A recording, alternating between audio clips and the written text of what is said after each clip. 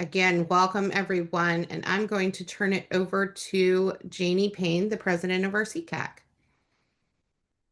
Hello, everyone, and so appreciate your attending our SECAC PG member meeting for November 18th, 2025. We have a very exciting meeting this afternoon. Before we get started, I am Janie Payne. I'm the chairperson of SECAC PG. I want to acknowledge the board members of the executive board. We have Vice Chair Samantha Dawson-Williams, Secretary Genevieve Janai, Treasurer Alicia Baines, who are all with us. So if you can just give a wave so people can put a name with the face. And also want to acknowledge our partners in Prince George's County Public Schools, Trinell Bowman, Associate Superintendent, Department of Special Education, Karen Andrews, Michelle Blakey Tuggle, Beth Hare, Danica Cole, Yvette Young, and Angela Semaron, who all work with us to be able to do the work and the advisory services that SECAC provides to Prince George's County Public Schools. I want to first, because in these meetings, there are times when a parent may have an issue with their child that they need to bring to the attention of Prince George's County Public Schools, and there's a process for that. So I want to turn it over to Beth to explain that process and how that will work during our meeting this evening. Hello, good evening. My name is Beth Hare, and I'm with the Family Support Center. So we have developed, we have a link available that Marcy will be putting into the chat. And if you have specific information or questions about your child's program or services, or you want any kind of follow-up, please use that link and put in your contact information, and someone will reach out to respond to your question. Awesome. I also want to acknowledge, do we have any members of the school board present? Look to see. I don't think so. I'm not seeing, hi everybody, this is David Reese. Janie, I'm not seeing any. However, they might be in the other meeting that's happening, and many will be joining us at 7 p.m. today when the town hall ends. Wonderful.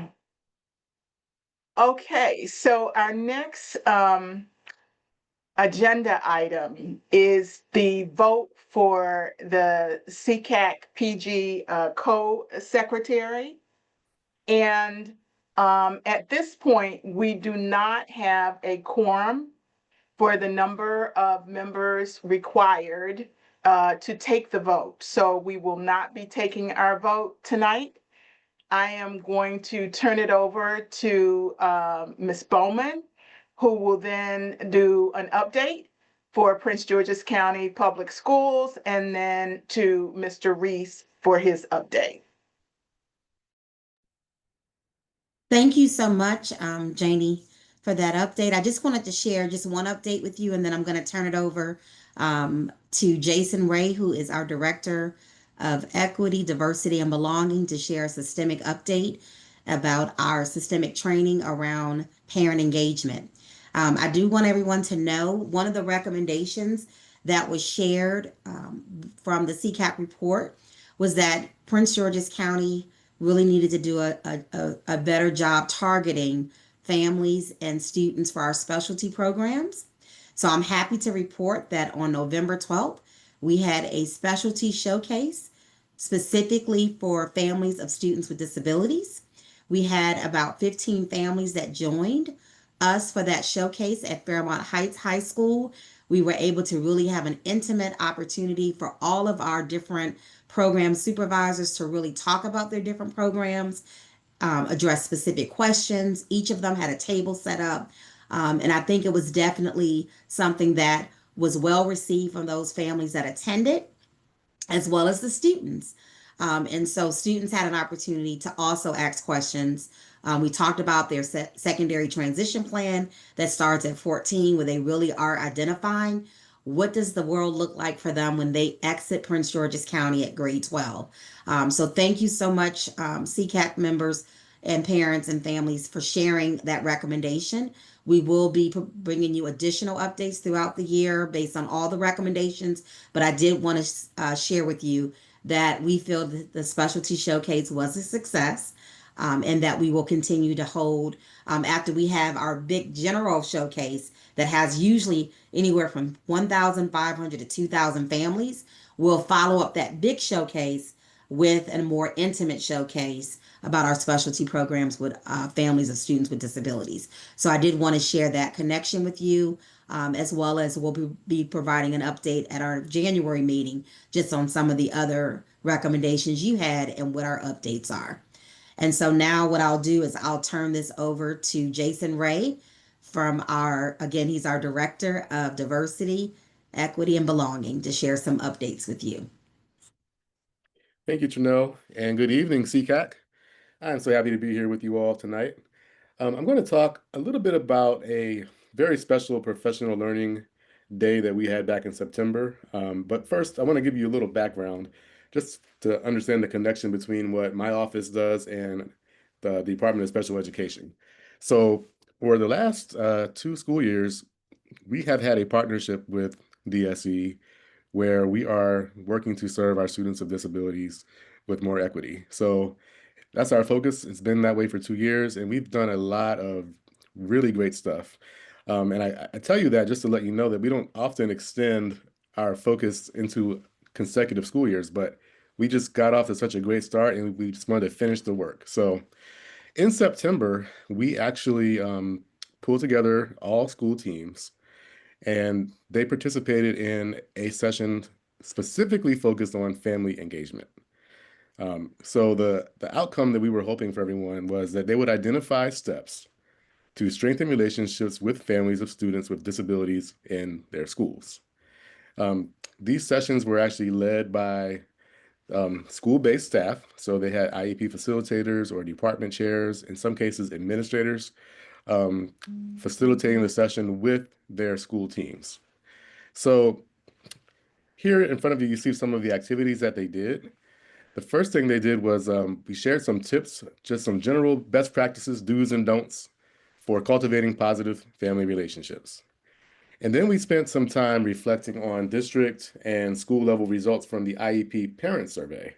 If you're not familiar with that, families received a survey about their experience with the IEP meeting process, and we were able to kind of distill that, summarize it, and give school teams some time to really think about how they did at the school level as well as at the district level. The next activity was we learned about the components of a strengths-based IEP meeting. Lots of research shows that students with disabilities perform better when we lead with a strengths perspective. In other words, when we help families and students understand the unique brilliance and strengths that they bring to the table. And so we developed a tool that we're going to use to help schools understand a more structured way to do that. And so we spent some time looking at that during the PD session as well. Finally, we looked at the Family Support Center just to make sure that everyone is aware of all the amazing resources that we have available here. And we ended the day by committing to a school level call to action. And this is when each school decided, okay, we've heard all this information, we understand the landscape, what are we going to do? And so that was the overview for the day. So once it was all said and done, then our teams kind of took the data that we received from the participants. They completed a survey, and we also were able to observe the sessions and kind of like capture some feedback. And so we analyzed the insights from the staff, and I wanted to just share a few high-level pieces of data with you so you can understand what they took from that day. The first thing we saw was there was a shift in thinking around communication and language use. So before the PD, a lot of educators, they thought that jargon and acronyms were okay and normal and a part of the process. And they told us, yeah, well, we just thought that everybody understood what these acronyms and these terms meant. And then they realized after going through it that that's not always the case and that's not a safe assumption. And so there's a widespread recognition now of the need for more clear, accessible language. Jason, for example, like sometimes we say PD, and what we really mean is professional development. So that's one of the examples of how sometimes we're not communicating as clearly as we could, because for us, saying PD is so second nature, but our families might not know that that is like professional learning for staff. That's a great example, David. Thank you for that. Yeah, I mean, I don't know how many of you are familiar with teachers and educators, but we are always living in alphabet soup. You know, we have acronyms for everything. And so that was a good pause point for us. Now we understand, use the clear language that most people understand. And if they don't, make sure they do.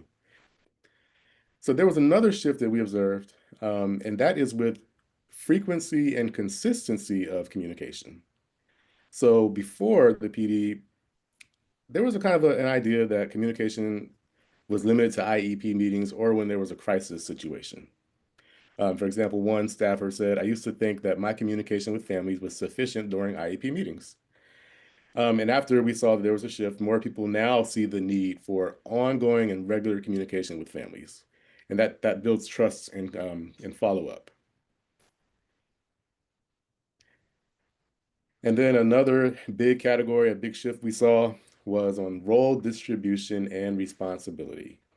So again, before it was there was a misconception that special education was really the special education department's responsibility. We had many people report that they used to think that the SPED team was really the ones who were in charge of making sure the IEP was implemented and making sure the students felt included. But now we understand broadly that it really is a community-wide responsibility.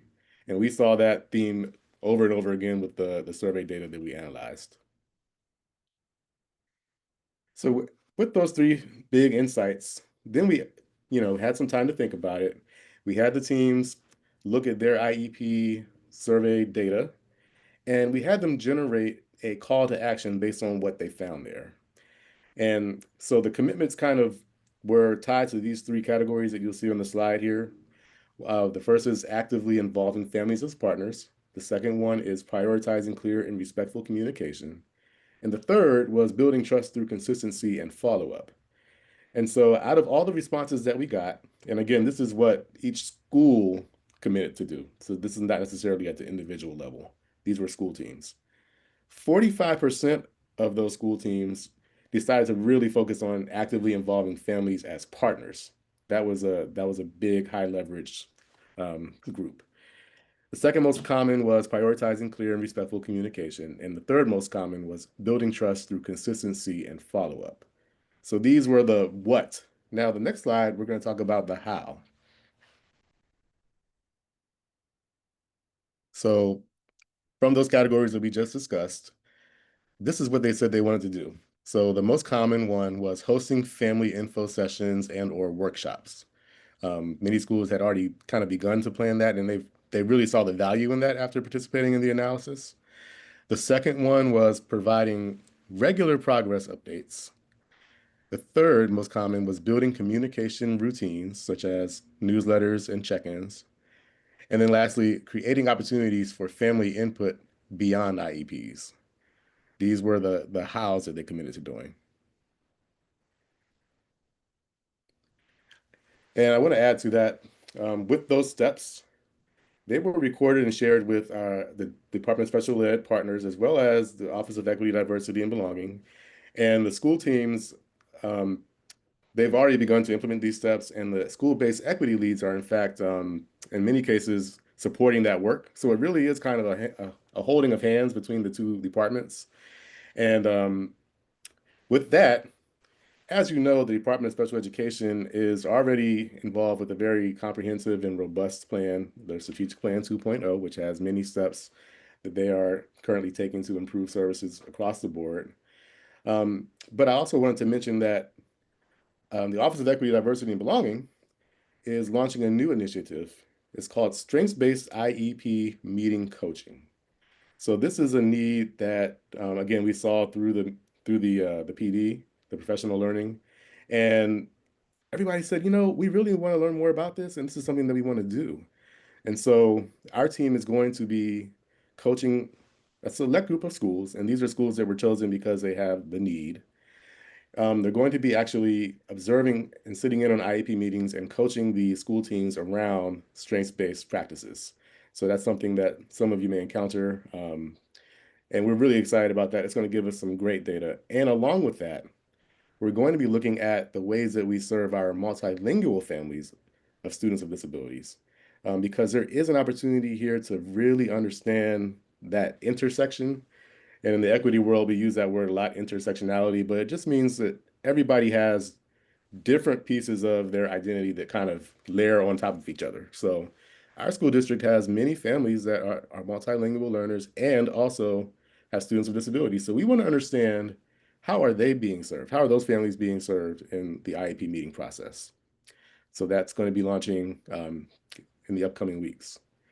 And then the next thing, we are going to do a school success stories interview project.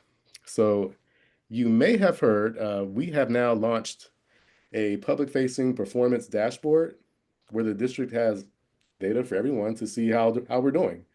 And one of the things that we uncovered was that there are many schools in Prince George's County Public Schools that have done great work with students with disabilities. They've accelerated growth beyond what we even expected. And so what we want to do is learn, what are they doing? What are some of the things that we can learn from those schools that we can then take to other schools that they might adopt on their own? So we will be doing these interviews with principals, with staff, family, students, just to really understand, how are they creating that high academic growth and accelerating achievement for the students with disabilities. So that's something to look forward to. We're really excited about it. Again, this partnership, this systemic focus, now in our second year, it's just yielding such amazing results. So thank you for letting me share that with you. Absolutely. So, Jason, there's a question in the chat that says, how might we get the list of schools that will be involved in the strengths-based IEP meeting coaching? I can make that available to you, Janie. Awesome. Thank you for that. I just want to add a couple more words, and we definitely want to, before the superintendent ends this other call in the next 10 minutes, we want to make sure that the families here have some time to react to what they saw, maybe ask some questions in the chat, and we can provide more clarity. We really believe that the rubber meets the road where the parent, the teacher, and the students work come together in conversation. So the IEP meeting space was a place where we really wanted to place a lot of emphasis as a system. I'll be really transparent with you all. After meeting with you all about 4 or 5 times last year, I myself found myself in a few IEP meetings and was able to experience what some of our families in PGCPS experience. And sometimes there was really clear communication and the families were able to advocate for their children and have their needs met. And there were some instances where what you all were saying in the town hall resonated. And so we realized that as a district, we needed to make sure that we as central office folks were supporting school-based staff with what they needed to be more successful. And I say that with love because, as you know, we've had lots of staffing challenges and we have people who've entered the profession from many different walks of life. And so the best way for us to help our staff get better is to show up and be present and provide coaching and feedback, because that does two things. One, that gives people some support around meeting the system's expectations around how we communicate with families. And then it lets us know where we have bright spots and we can more quickly begin to address issues that arise in that very, very, very important meeting space for our family. So we're starting this pilot. I like to think big but focus small. So we wanted to focus with a pilot group of schools. And then from there, the dream is to build capacity so that a lot of people in the system understand that this is a very important population for PGCPS. And if more of us are involved in the meeting space, we'll have more success for our students and families who are having their needs met. So that's a little more context as to our why for that. So thank you all for the advocacy over last year and being transparent, because it's definitely moving us to some next steps.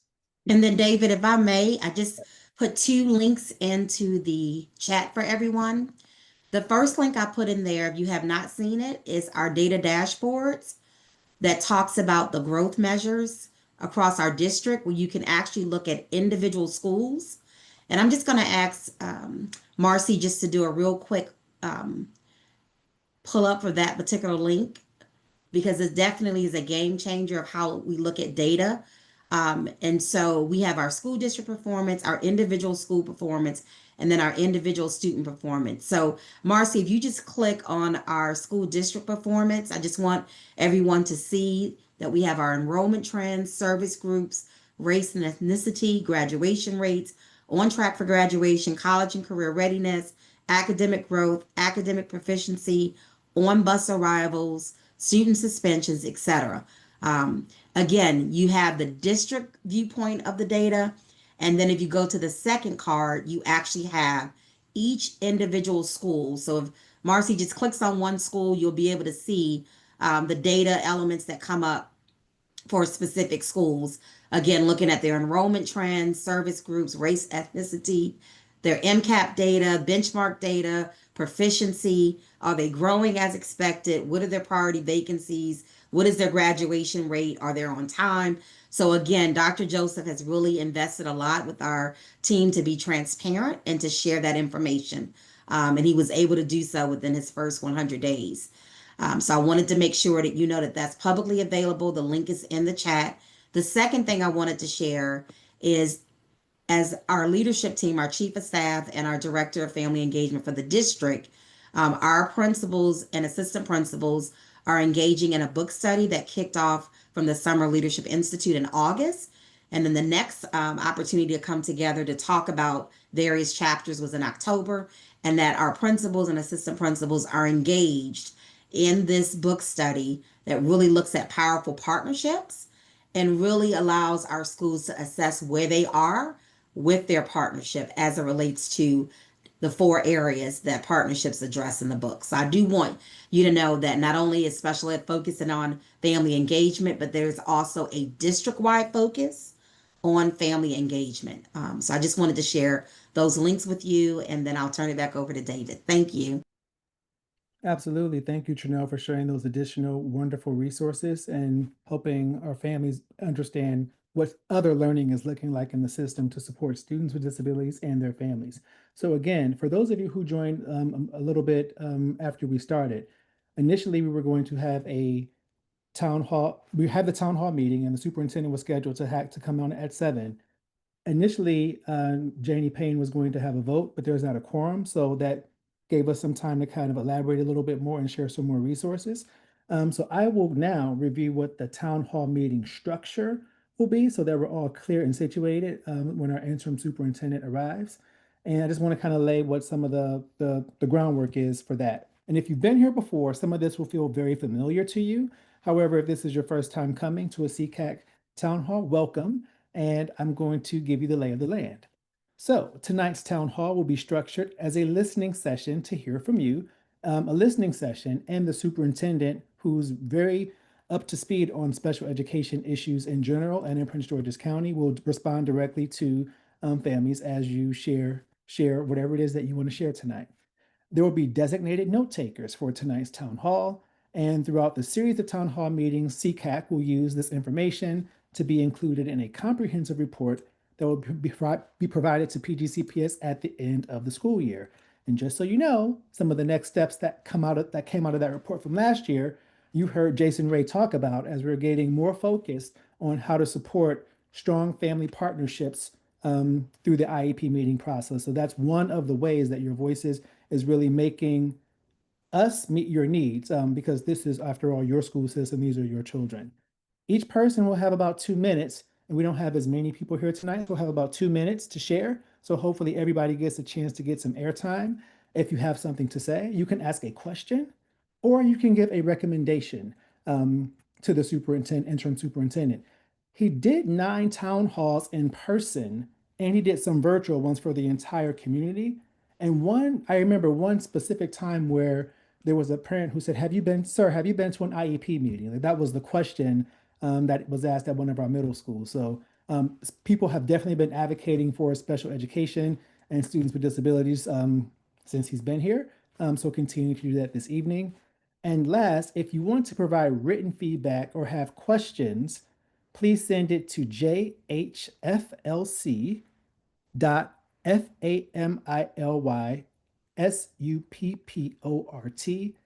at pgcps.org. We're going to continue to put that in the chat in the evening. So if you have specific questions or written feedback that you want to provide, or if there's something specific about your child, that is a way that you can get your questions answered.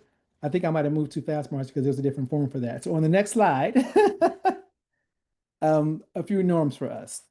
Norm number one is please use titles rather than individual names of anyone who you refer to in your comments. So the principal of like David Reese Elementary School, for example, is how you might refer to the principal of a school. Refrain from using any vulgar remarks or inappropriate language or making personal attacks against anyone. At the same time, you can speak your truth about your experience. So we don't want to ever censor anyone. We want to be sure that we are maintaining the line of a personal attack versus an experience that I had that was not appropriate for me or for my child. And if we want to make sure that we're following the norms so that everybody can participate as fully as possible this evening. And then please refrain from discussing your specific student case because we want to maintain confidentiality. Remember, this is a recorded session, so we want to make sure that we don't have to go back and edit out things. I mean, we will do that, but we prefer to just maintain confidentiality. And if there's something specific, there's a different form. Thank you, Marcy, for the correction. There's a parent caregiver contact follow-up request form. And so there might be a moment where you're asking a question or because you're passionate, and we might say, we really want you to make sure that you capture that in this form so that we can get a response to you. And I want to thank the special education department for being very responsive to those forms last year every time something came through. And we really appreciate your adherence to these guidelines because that should make everything operate and kind of move as smoothly as possible. So that's what we are, those norms we hope will help us be situated, have a great conversation, engage in speaking our truth, connect with our interim superintendent. And I will say that personally, I'm honored that he's here because he's put a lot of skin in the game around students with disabilities. I'm excited that like when he first came on board, we said, so there's this SECAC town hall that you need to be at. It needs to be the first. It's going to be a thing that you do, right? And he said, absolutely, I'll be there. And so this was one of the very first things that got scheduled. So we're excited to have him here this evening. And if you haven't met him yet, I think he's a pretty cool guy, pretty straightforward. He's very direct and honest. So I hope you all have a great time engaging with him. And with that, it looks like I'm just admitting Dr. Sean Joseph to the room now. And so I'll give him a moment to catch his breath because he's definitely been answering a lot of budget questions in the town hall. That was next door. Welcome, Dr. Joseph. We will probably have some more people joining us who were also participating in that town hall.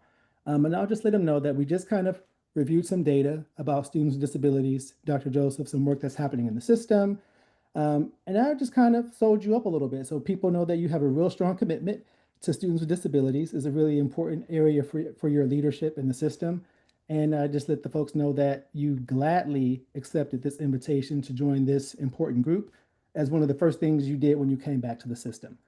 So what I want to do right now is pause to see if any other district folk have joined the room yet or school board members. And Trinell, can you help me by scanning to see if anybody's inside yet? Yes.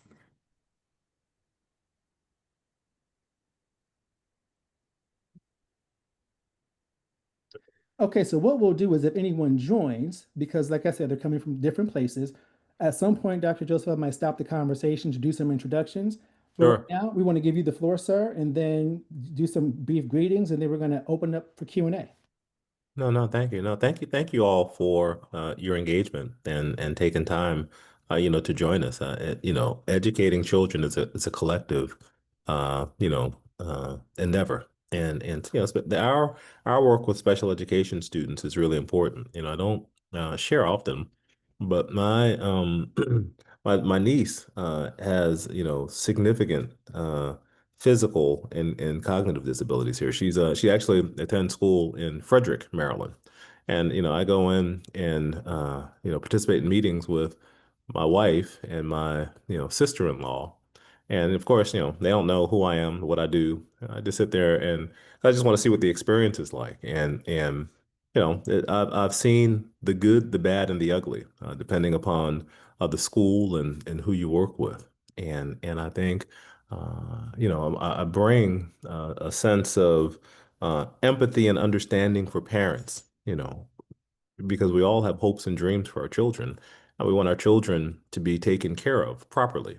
And we really don't want to hear a bunch of excuses about why that doesn't happen when it doesn't, happen. And we've got to actively work to do what's in the best interest of families and children,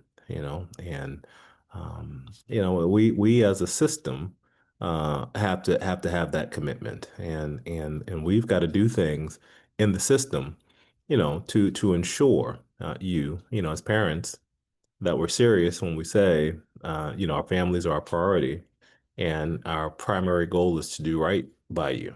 And so, we know that there's work that needs to be done every single day. And the challenge is, when you have 208 schools and you have hundreds of people responsible for the endeavor, that variance can be significant between, the best experiences and our most challenged experiences. And, one of the things, and I see our friend, former board member Peggy Higgins online. Hello, good to see you again. And I know we have an upcoming meeting to talk. One of the things I read in a document that Ms. Higgins shared was kind of the need for like some sort of ombudsman for special education, and know that that's coming. I don't know if they've shared that with you, but we will in this budget season, in this time, come hopefully by January. We hope to have, someone, we're going to create the ombudsman's office again, but within the ombudsman's office, we're going to put somebody solely dedicated to supporting families with special needs, not only to navigate the system, but to be able to help us when we see systemic issues and problems. Right now, families just need somebody who can be, an external advocate, whose sole job is to be on the parent side and who understands the system, that can work closely with Ms. Bowman and team to help us see issues, to help parents in meetings, and to help navigate the system. That's one thing, after my 100 days of listening and learning and reflecting, and seeing the great work that Ms. Bowman, I can't speak enough about Ms. Bowman's commitment to getting this right for families, and working to advocate for resources for you all. We have work to do, and we just got to do it. And if we say special education is a priority, then we got to put some resource to it. We got to put some action to it. We got to monitor it. We have to make adjustments. And when we see things going wrong, we got to fix them as quickly as possible. And that's our commitment. And so I thank you all for advocating. I mean, you've got to push us, can continue to be connected, continue to push. I think it's healthy to have accountability partners, right? I struggle. I go up and down with my weight, and my wife is my accountability partner, right? When she sees me, I'm ready to, pick up these Doritos. See, I could eat them when she's not here. Because if she was here, she would kindly walk over and grab them from me, and say, "Now you know better. That's inconsistent with you saying you're trying to lose weight." You know, so we've got to hold one another accountable. I think it's a healthy endeavor when you care for someone. So, thank you for giving me this moment, Dr. Reese, to share. Absolutely, no worries. So I'm looking at the chat and I'm noticing that there might be some folks in a waiting room somewhere. So can we maybe drop the link in the chat and you can share it with people in the waiting room? I'm not sure what could be going on. But thank you, Lisa, for alerting us to the fact that there are people who are trying to get into this meeting and they're not able to do so. So with that, what I would love to do now is just simply use the raise your hand feature, so that if you want to ask a question or make a statement to Dr. Joseph, I'll just call you in the order that you see. I see you try to take no more than 1 to 2 minutes. If there's translation happening and I'm not aware of it in another room, can somebody let me know so that the person who's receiving translation has the ability to participate as well? And Lisa, it's your floor.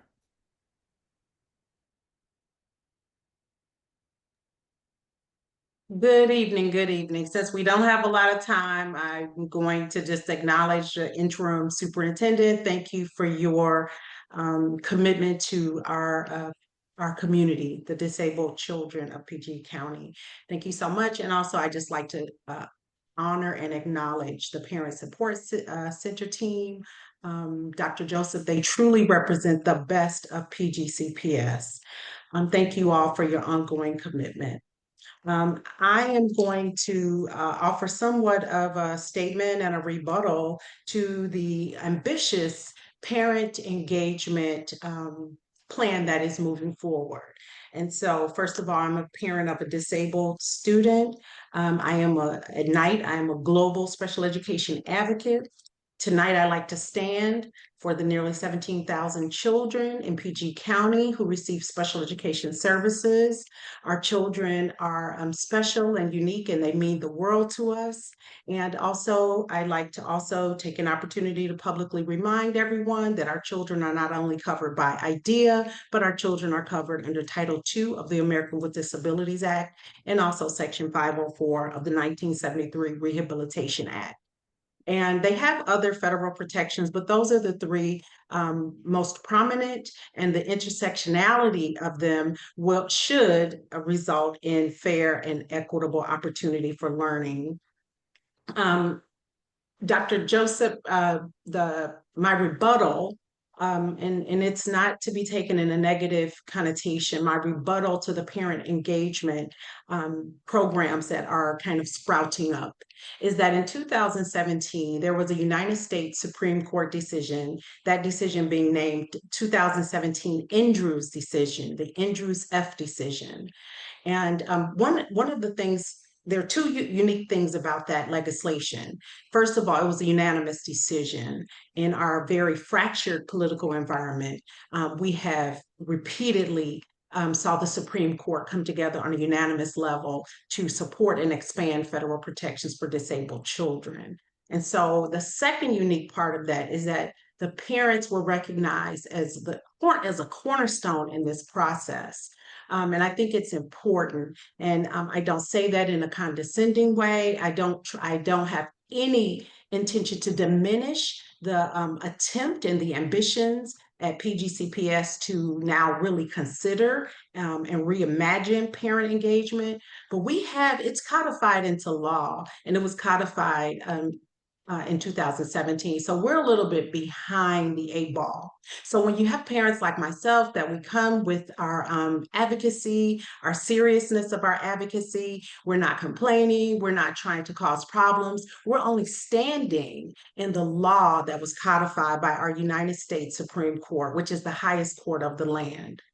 Specifically, Justice Thomas Roberts, in his opinion, he emphasized the importance of providing children with disabilities with an education that is reasonably calculated to enable a child to make progress appropriate in light of the child's circumstances.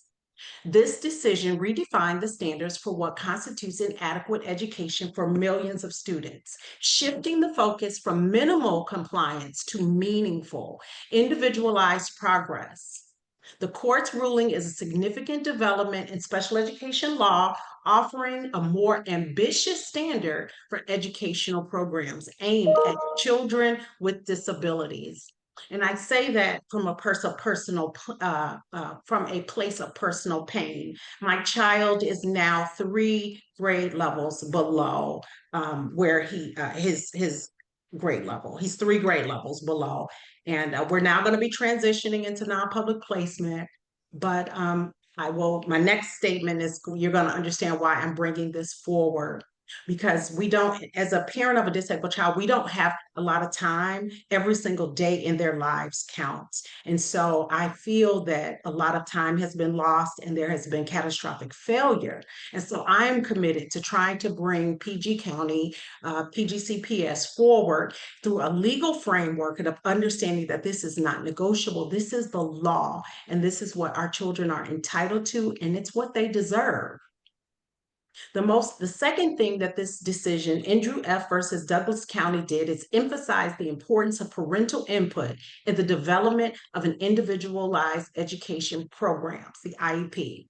And so that's why I say this is somewhat of a rebuttal to what the current ambitions are, because this was codified in 2017. literally parental input. So parents, in my opinion, should be a part of the IEP process from the very beginning. Those conversations. There is a way for parents to be brought in a meaningful way, to have a meaningful contribution in their role as members of the IEP team. Thank you so much for the rebuttal. Okay. Ms. Wilson? Yes, I just had one more thing that I would like Right to. ahead.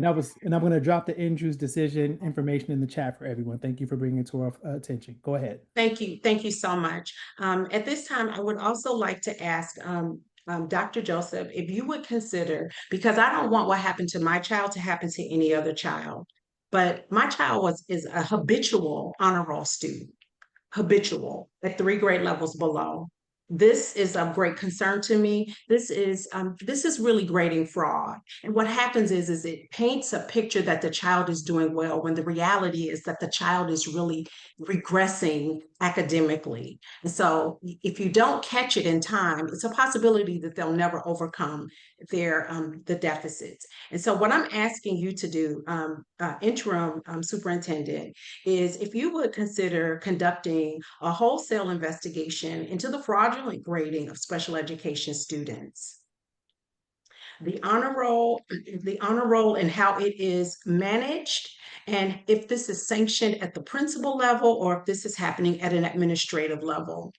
But I think that the parents of PG County, of special education students, deserve transparency on this, and we deserve an investigation into this to understand how our children are slipping through the cracks. I thank you very much for your time, and I truly wish you the best. And if I had a vote to cast for you, Dr. Joseph, I would cast my vote for you to become our permanent superintendent. Thank you. Oh, thank you so much. What I would say is I definitely believe grades should mean something, and I think you have to have multiple factors, right? I mean, because grades can be very subjective, but that's why I advocate for kind of external assessments that look at norm references to see how students are performing against other students, and then also how they an assessment like that can tell how they're performing against a standard. You got to see both, right? And that gives you a general understanding. It's the reason, if you go to our website now, you'll see we have looked at student growth charts. And, we're answering the question, are students making adequate growth in reading and math? And taking a number of multiple measures, putting a statistical analysis on it, and knowing, understanding what the expected growth is, and then looking to see are students making, expected growth, below growth, or above growth.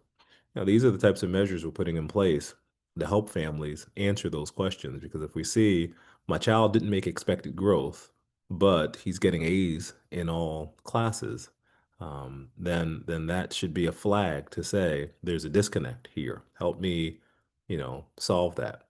And so, I think what we must do as a system is give, our parents the tools they can use to be able to, ask such critical questions, and then work with the staff. As we know, teaching is part art, part science.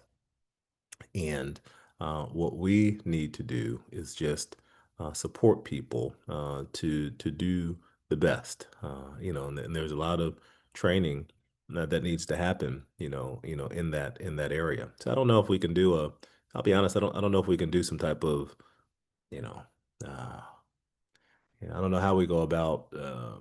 Measuring the degree to which there's grade inflation, and I think that's the heart of your question. One thing we can do though is put things in place to question. How does someone who is not on grade level, who's not growing, get A's? If we have that data, we could ask those questions faster, and then ultimately address whatever issue that might be there that could hold someone back. Thank you so much for that question and response. And I know we've got some team members who are thinking really hard about that question around grade inflation and what might we be able to do. So again, Lisa Wilson, thank you for the push. And I don't see any other hands in the queue, but now's a great time to advocate, to ask a question to the interim superintendent. We do have someone who just joined us in the space today. Our general counsel, Darnell Henderson, just joined the room. So I just want to let the folks know in the room that he's here. And so we have our legal expert for the system, or a legal representative. He might not call himself an expert, but I think he's pretty sharp, who has joined the call this evening. Anyone else?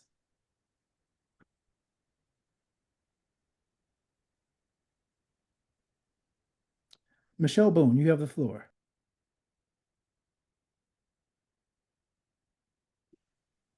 Good evening. Can you hear me? Yes, loud and clear. Thank you very much. My name is Michelle Boone, and I am the Regional Special Education Liaison for the Department of the Navy, and I work with military families. And I want to thank you very much for the information you provided. It's very helpful and informative. And I want to thank Prince George's County because I have worked with several of the staff members and while working with military families, particularly with the Family Support Center. They have been very helpful and supportive in working with my family. So kudos to them. I want to just give that shout out to them. They've been very helpful.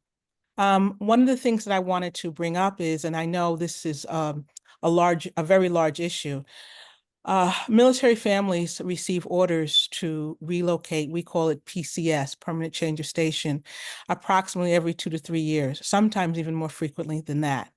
And the impact on children with disabilities is significant, very significant with those frequent moves. When a family does move, and this is happening on a regular basis, we had a huge discussion about this today in a town hall I held today. It takes that evaluation period, which we know is determined by federal guidelines, is 100 days, or it can be.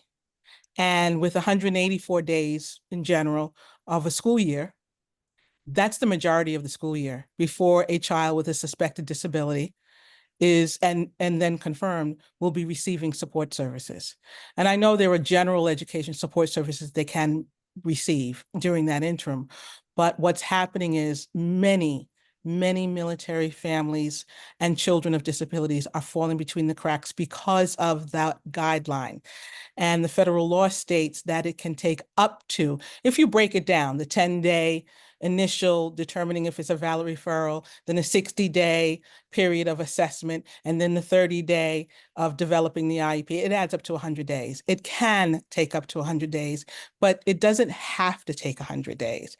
And if there's any way possible to take a look at that process, given that these families, if you take the maximum, and it generally does, in my experience, take 100 days, and then there's 84 days left of the school year, and then you're tweaking that, and then if they receive orders again, those children will move again and start that process all over again. The delay in services is significant for military children with disabilities. So if there's any way to look at that process, in addition to the other changes. And it's for, when I understand it's for an initial, and one of the things I'm trying to get out to military families is to make sure if your child, first, we often do have parents who have children who are being referred initially for the first time because they were receiving services. This is their first time in a public school setting. They may have been overseas and they were in private or some type of setting and receiving support services through their insurance or in some situation like that. And now they're coming into a public setting for the first time. Or they often, and I'm trying to get the word out, again, PCS, get orders to move, and they don't bring records with them. They trust that the school, I'm just right now dealing with a family. The school, and thank God they contacted me before they left. The school system where they're coming from is telling them they cannot give them copies of school records, and that the receiving school must request them, which we all know they should already have. They just don't seem to find, or they don't know. I'm trying to get the word out, but many will come without copies of IEPs, report cards, transcripts. So those children are considered to be an initial referral because the parents don't have documentation. Mhm. It's a huge problem. Ms. Bowman, you want to? Yeah, one of the things I wanted to offer to you, Ms. Boone, is we started last school year meeting quarterly with our joint base Andrews, educational liaison for special education. I think it would be helpful if we could set up quarterly meetings with you just to talk about just some of the trends and concerns you just see with our families coming in to our district. The other thing I wanted to share is we've streamlined what we call comparable services that are students who come into our district who had an IEP or received services under a plan in other states or other jurisdictions. We now have our special ed supervisors that review those cases versus our specialists who then referred it to our supervisors. So we've tried to streamline that. And then the last thing that I would share is we're also working to ensure that when students come in that we are adhering to that 90-day timeline. If we suspect a disability and have to do the additional testing to make sure that we get through the process as quickly as possible. So those are just some things that I would share with you. But I'm going to put my email address, Ms. Boone, in the chat. If you could please reach out to me. And if you're open to it, I would like to propose that we set up quarterly check-in meetings, similar to what we do with our joint base Andrews educational liaison, that we have found to be very beneficial because they're able to tell us ahead of time those families that are coming in to our district in 30 days, 60 days, and then we can plan for that. If you would be open to that, we could do the same thing for the Department of the Navy. That would be wonderful. I would love it. Thank you very much. You're welcome. And I will put my email in the chat as well. I want to just thank the families who've spoken thus far, the folks, because a lot of people are really busy. I'm one of those folks. I use I statements with my everyday job, and I feel like I work really hard, but I have learned a lot just by listening to the way that you all have advocated. So it's bringing some things top of mind for me in a way that it wouldn't be had you not be here speaking. So I just want to know that you're being heard, and it's very helpful for me. We keep using I statements. Um, Dr. Dose, did you want to say anything before we brought in Peggy Higgins? Oh, no. Okay, I think Ms. Bowman did a good job. perfect. Peggy Higgins, your floor. Yeah, thank you very much. My question really is about the budget. And was really in thinking of that because we heard you're coming from a budget meeting. Before I ask my question, though, I do want to say that I am hearing that there is a movement and improvement happening in the schools, and want to thank you and Ms. Bowman and all the staff that are working so hard to make improvements. Thank you. And so it does cost money in addition to the time, the commitment, etc. And would ask how we as advocates and parents and community people and partners can help you meet your priority in regards to the work that you're focusing on in regards to special ed. Where can we advocate for the funds to do this? Yeah, I think state advocacy is always important, and helping families organize around those dollars that are currently dedicated, and asking for continued input. Yesterday I had a chance to meet with Adrienne, I think it's Adrienne Jones. She's the Speaker of the House. Yeah. And one of the things I talked with her about was the importance of ensuring that the blueprint funding does not decrease. That Maryland is at the precipice of really, I think, having a breakthrough, but it's going to take time to see results as we move through and as we're working to implement. And so often there are great ideas. We put funds in place, and then they dwindle as people are impatient with, or they look at the wrong type of result to determine whether a program was successful or not. And we know that the federal government has woefully underfunded, special education, and we know that local school systems tend to not put the appropriate amount of additional dollars, to address the true needs, that are there. So I think we've got to have a bifurcated approach to advocacy, one at the state level, but also at the local level. Like you've got to help hold us accountable and ask if special education is important. Where are the dollars, on the local side, that go? And I can tell you, I've worked in a number of different districts where people just say, "Oh, well, you get federal money, for special education," and they almost advocate responsibility on the local side, right? I think we've got to make commitments each year, to be able to add a little more, to address the inadequacy, that we see there. And for me, when I say special education is a priority, I try to show it through what I advocate for, what I fund financially, and the things that we're doing differently. And I think we just have to, make sure that that continues to happen. Whoever's in this seat, and getting our board and so forth to have a plan for, a long-term, multi-year plan on where are we adding funds, because as we have competing priorities, there should be, gradual increases in areas of importance, and So yeah, I'm sorry, I didn't mean to not a interrupt. problem. So if I'm understanding you correctly, what you're saying is that if those of us who would be willing to advocate on behalf of special education funds for Prince George's, it's a three-prong approach. It's letting our respective school board members know that this is a priority.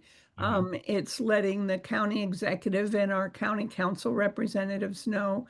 And it's also then our state delegates. And really the message would be the same. Yes. But I'm not sure what you're saying in terms of level funding at the state level. Or are you saying level funding at the state level with looking, or at all levels, or looking for increases in funding to address the woeful inadequacies? Yeah, well, I think at the state level, continuing to push for more available dollars specifically for special education. Now that we have the blueprint, they have weights on students, but I don't know if they differentiate the special education weight, right? It's very different. Like when we say special education, sometimes we lump it all into one kind of pot, but there's very different needs for, a student who might be autistic versus a student who has physical disabilities versus a student who has, who's nonverbal and needs additional supports and technologies and things of that nature.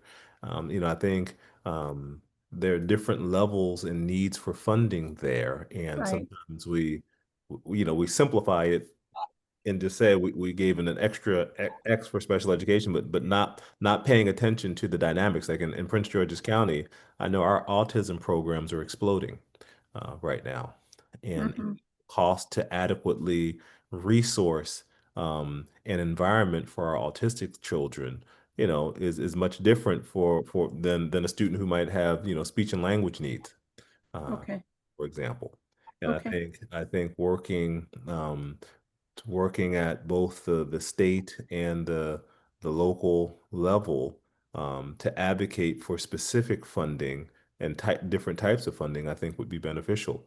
Um, and I think, a lot of times at the state level, I mean, parents going, advocating, helping the legislature understand how important these dollars are can be very impactful uh, Yes. in terms of um, their advocacy. And I think a lot of our special education families, when they organize, are an extremely powerful voice Yes. and are very impactful. But sometimes we don't know the venues where our advocacy can really have impact. And so I think we've got to work towards that.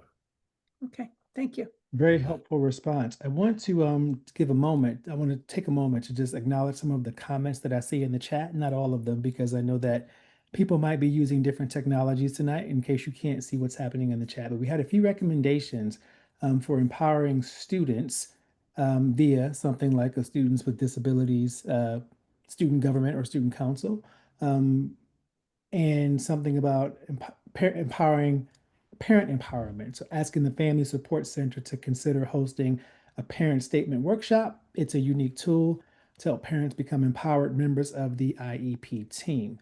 I did also want to acknowledge, as we're talking about elected officials and advocacy, that one of our school board members, Pamela Boozer Strother, has joined the space. And I want to give you the floor for a moment. Board Member Boozer Strother, since you wrote something in the chat, maybe you can give some voice to it and introduce yourself to the community, if you're able to. I am able to. I'm in my car, so that you might not be able to see me. Nope, that's not even worth it. Okay. We can hear you so, just fine. Yeah, I'll just stay on audio, but thank you, Dr. Reese, and thank you, Dr. Joseph and Associate Superintendent Bowman for the discussion. I didn't hear everything this evening. I as well also had I had a competing Northwestern High School PTSA meeting where we were talking about the budget as well. So coming into this space is really important because special education funding really starts at the federal level. The big dollars should be coming from federal. Now, the IDEA Act is a lot of the mandated programs that, of course, we want to provide, but they don't come with the dollars. It's probably down to like 10 cents on the dollar, which means the state of Maryland then has to budget over $1 billion for our 24 school systems every year. And then you could imagine how that trickles down to each of the 24 school systems.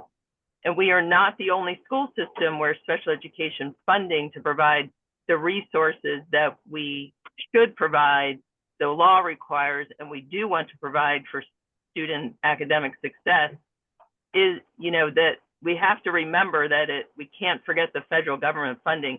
I would say from the advocating to, and I want to thank Peggy Higgins, also a former school board member who really understands, being in this seat. The board is 100% for all the funding the superintendent and Associate Superintendent Bowman can bring to us, right? Your board is 100% in support of the budget. So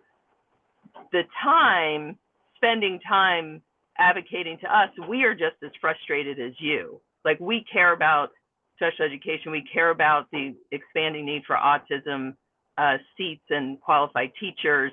So I would say make your members of Congress and your senators uncomfortable every time they see you. They haven't been made uncomfortable to be in this fight. And that's one thing that I think we could all plan more around and team up with other federal advocates. So thank you for the time, Dr. Reese. Absolutely. Thank you for being here. You were here a lot last year, so you're definitely a familiar face in the community. I see a statement in the chat about the percentage of the special education budget is from Medicaid reimbursement. Is there a team member who might be able to respond to that question? Do you see it, Trinell? Yes, so they asked, all right, let me just make sure I can.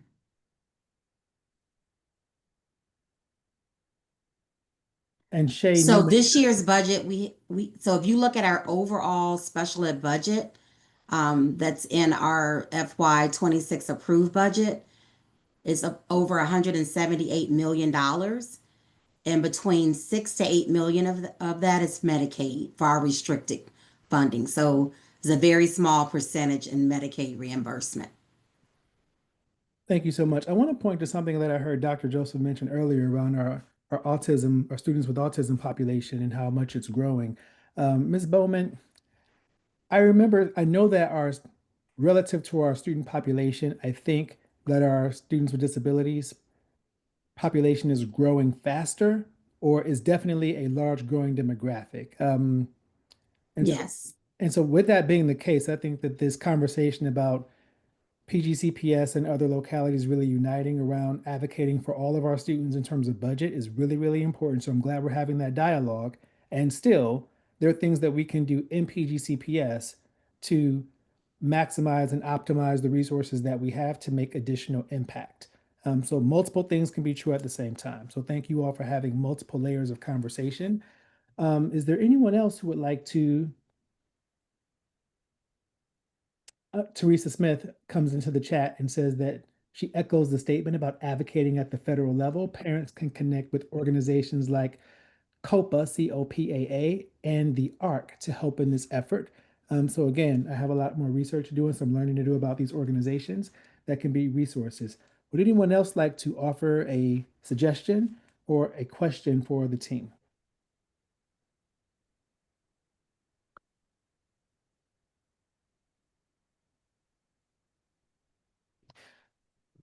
You know, it's interesting. In the most recent last year, as we were wrapping up the town hall sessions, I think our last 2 or 3 really focused on problems of practice where the community came together.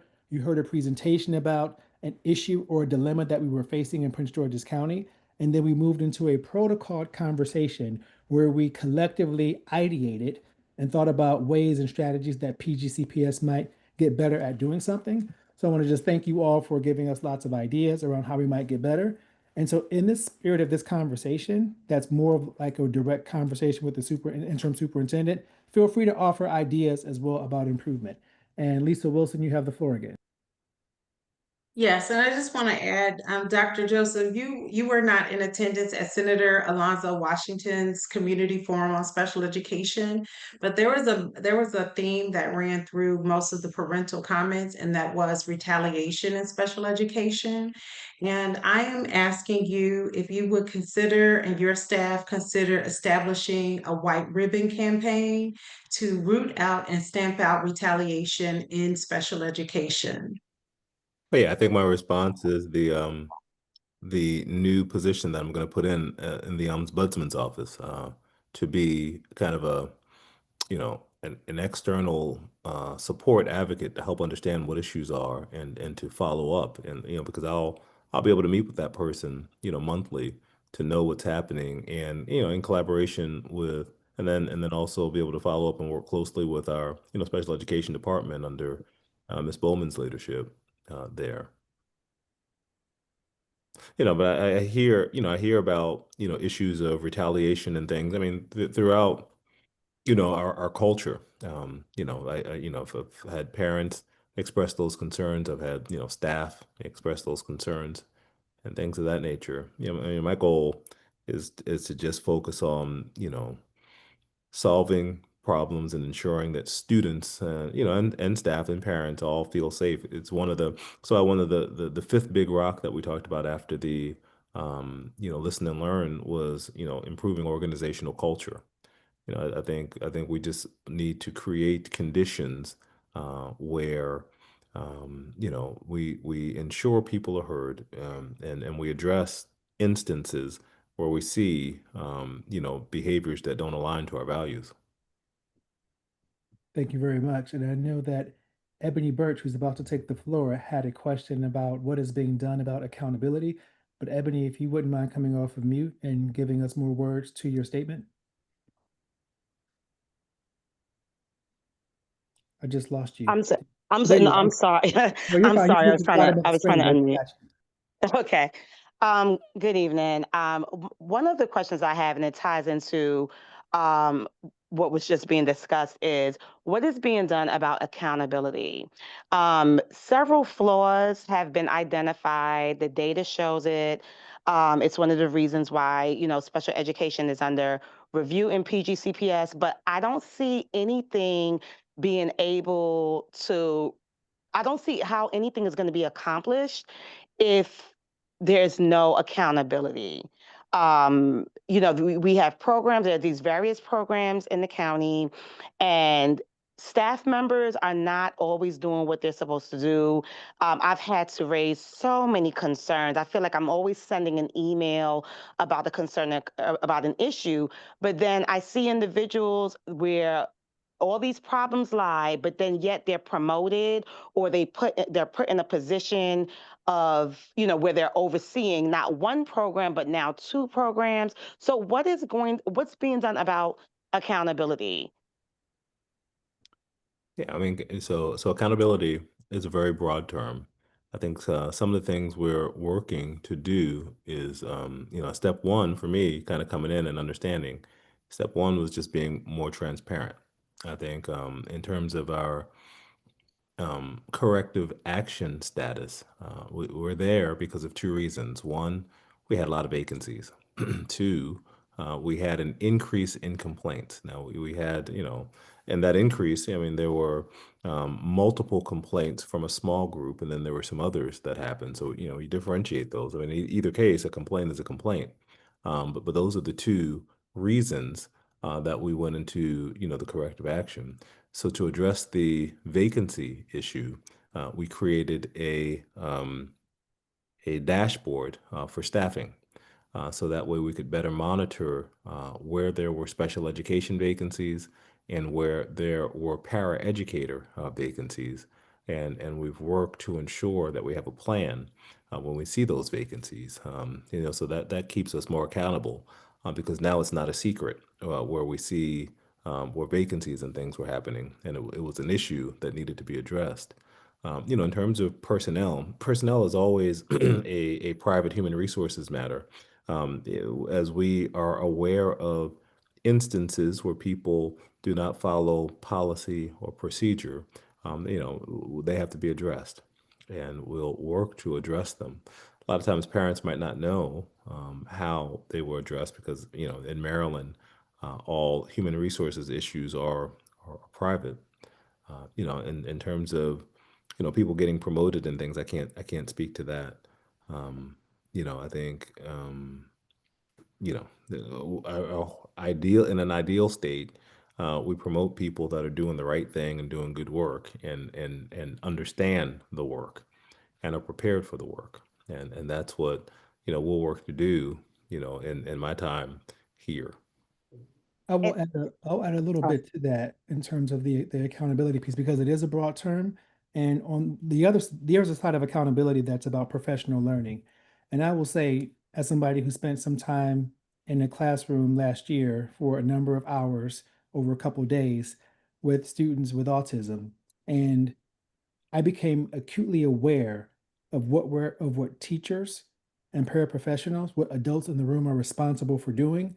And I had to hold that against our systemic expectations around where you are in the curriculum, what's happening with data, and then just the rigorous work that the adults in the room are engaged in when interacting with students. So there's systemic accountability around having high expectations and being realistic with what the supports are that are necessary so that more of our staff are not overwhelmed and drowning doing their best, because that's a part of what we're experiencing. So there are a lot of things that we're looking at to try to help resolve some of those issues, and staffing is a piece of it for sure.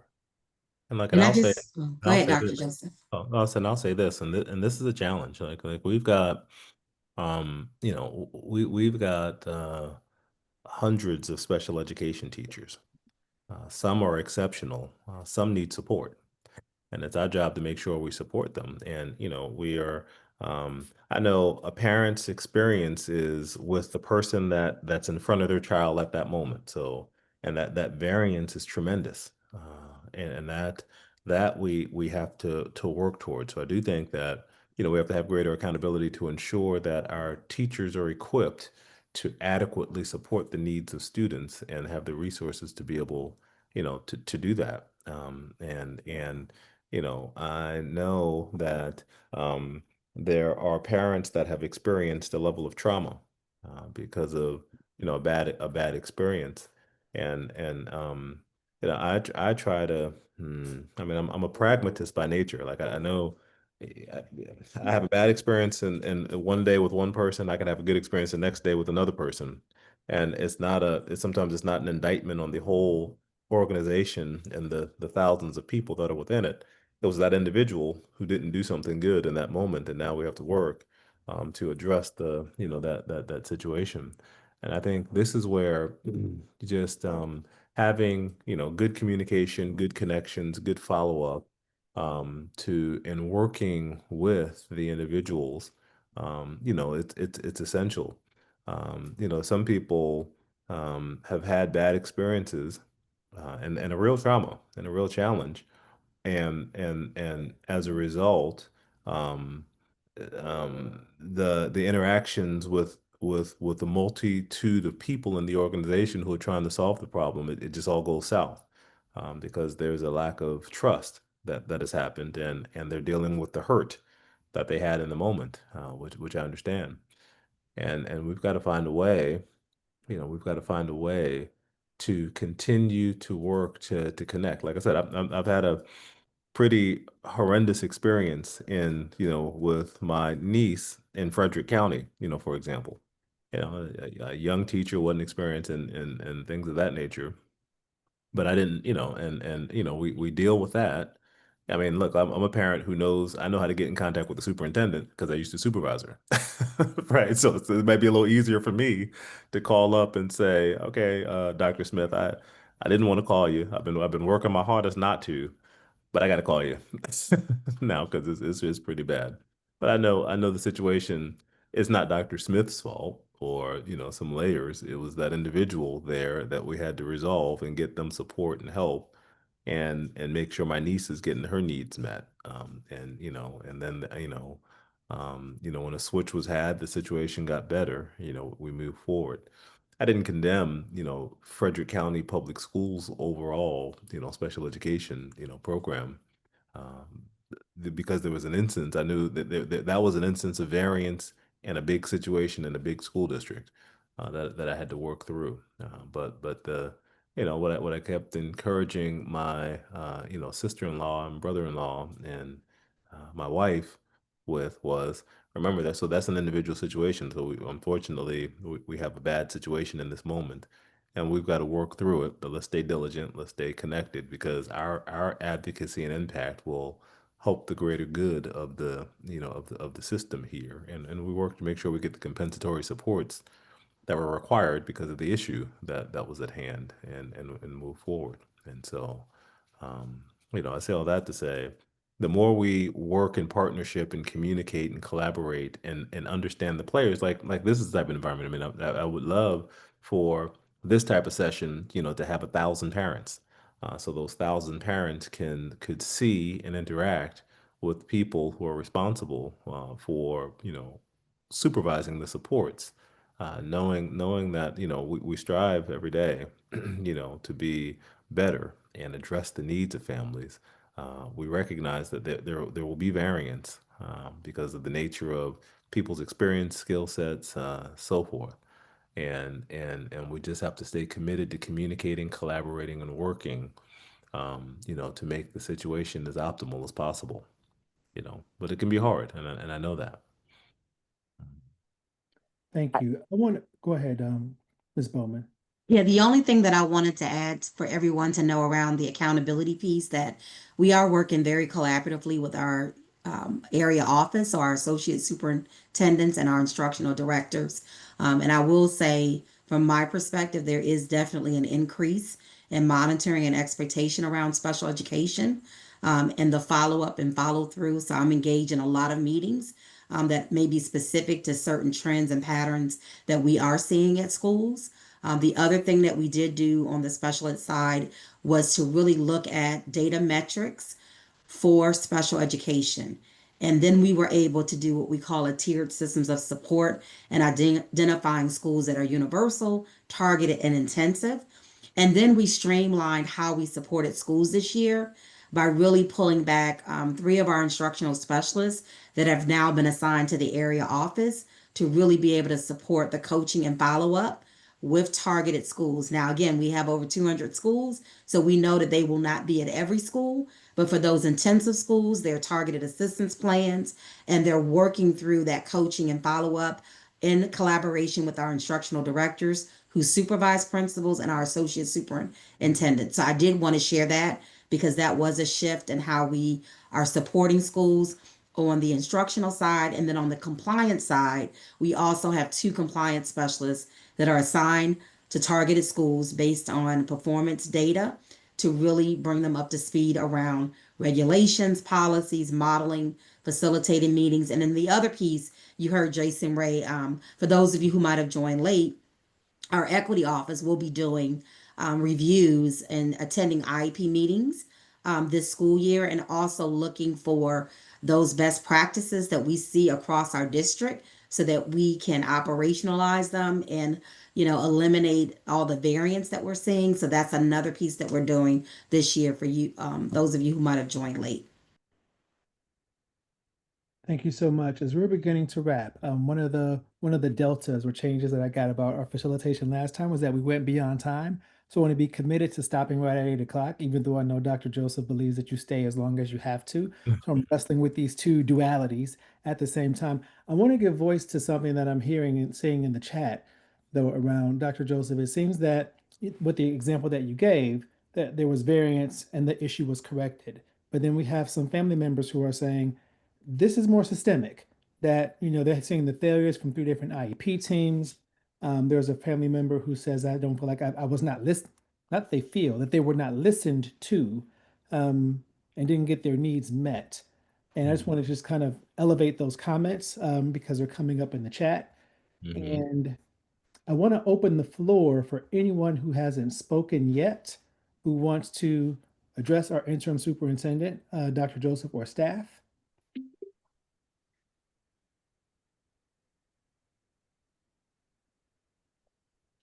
And so I want to take this question. And this question is, what's the purpose of the IEP surveys? And so a member from the Department of Special Education should probably take that and talk about how last year was the first year and give some context to why we're doing these surveys and what parents and families should have experienced last year. Yeah, so I can take that. So, based on feedback from parents, this was actually a recommendation from from our parent community back in April of 2024 that they gave to the Board of Education, as well as the Department of Special Ed, that perhaps we should consider doing a PGCPS parent survey to really gather the satisfaction and experience from our families that they are having during the IEP team process.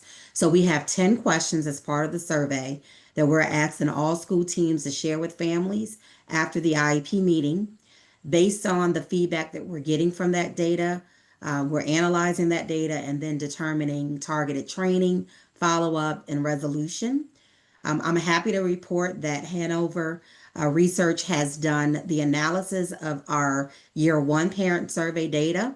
We'll be sharing that with our executive cabinet, and then we will be releasing an infographic publicly just so that you can see some of the feedback and recommendations Hanover is giving our district.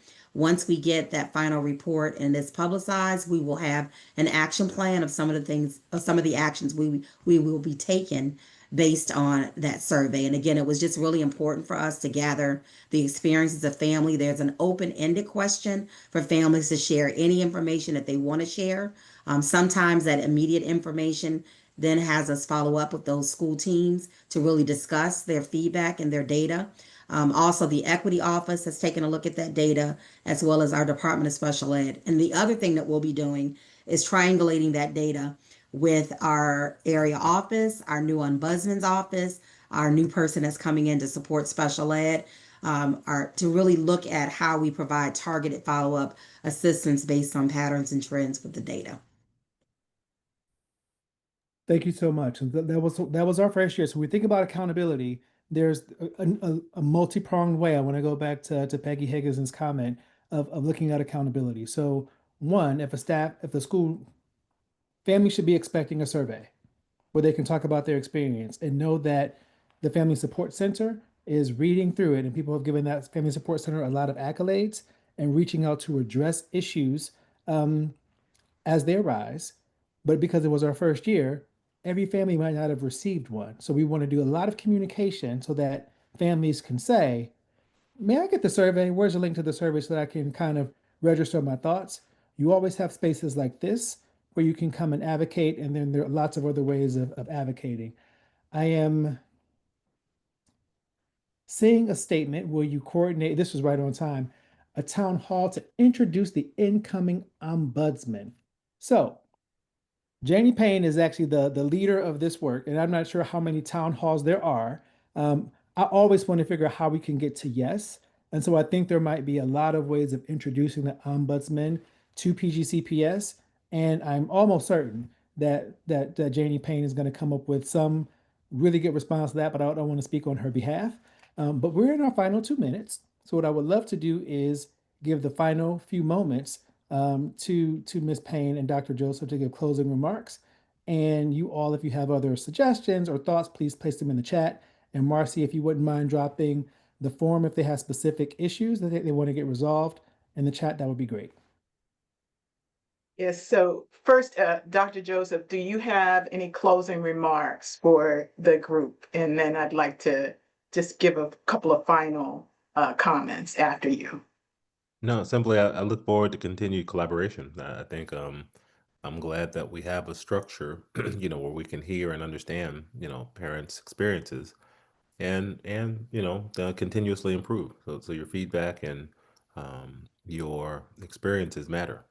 So know that we are listening and we'll work to be responsive. So thank you. Oh, you're very welcome. And I just want to appreciate you. I kind of heard a challenge in there too.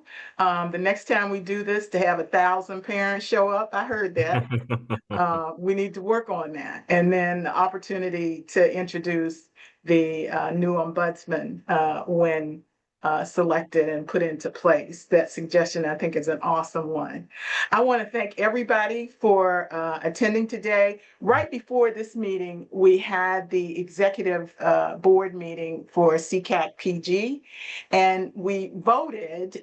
We've been working on our bylaws, and we voted to establish a parental advisory group to provide input on the bylaws before they go to the membership for vote. And so if any parent, if you are interested in joining us, we'd love to have you. I'm going to put my email in the chat and just ask that you reach out to us, and we're going to move forward to make that happen. And we really want to get those bylaws finalized and make sure that we have those in place as we do our work. I want to thank again Dr. Joseph. I want to thank Ms. Bowman, David Reese for his excellent facilitation, and also who am I? And Mr. Ray for the presentation that he did tonight, and all of you who have showed up, and I really appreciate it. You all have a wonderful and safe holiday. We will not be meeting in December. We don't meet in December to give folks time to have time with their families for the holidays and so forth. And our next meeting will occur in January on the 4th Tuesday of the month. So be on the lookout for more information with our listserv, and you are welcome to contact any of the SECAC PG board members if there's an issue we might support you with. Have a good night. Thank you so much.